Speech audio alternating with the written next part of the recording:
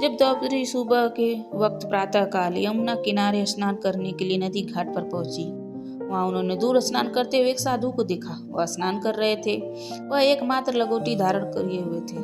साधु जब स्नान कर लिए तो वह अपनी दूसरी लंगोटी लेने उस नदी के किनारे ओर बढ़े और तभी अचानक आया एक तेज हवा का झोंका, जिसे किनारे पर रखी दूसरी लंगोटी को हवा अपने साथ उड़ा ले गई, जिससे को नदी में गिर गई और पानी का बहाव अपने साथ बहा ले गई। उस लंगोटी को जो वह पहने हुए थे वो भी पानी में तेज बहाव के कारण फट गई। थोड़ी देर में सूर्योदय होने को था। भीड़ भी बढ़ने वाली थी। श्री साधु महात्मा को कुछ समझ नहीं आया तो वे पानी से जल्दी बाहर निकले, झाड़ियों को बीच जाकर छिप गए। यह सब परेशानियां द्रौपदी अपने आंखों से देख रही थी।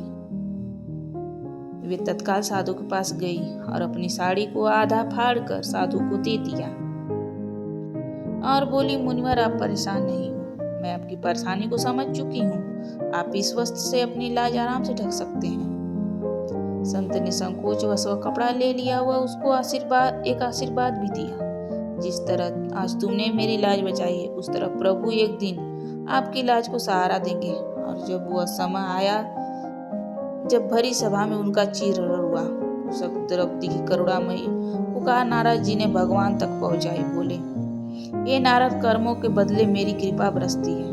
और नारद जी ने पूछा, क्या कोई पुण्य है द्रौपदी के खाते में? जब इस बात की जांच की गई, उस दिन संत को दिया हुआ कपड़ा द्रौपदी के हिसाब में मिल गया, जिसका ब्याज अब कई गुना बढ़ चुका था।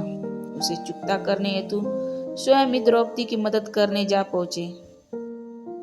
उस दिन दुशासन द्रौपदी की साड़ी खींचते गए और हजारों मीटर उनकी साड़ी का कपड़ा अपने आप बढ़ता गया। इसलिए कहते हैं, इंसान जैसा कर्म करता है उसको फल अवश्य मिलता है।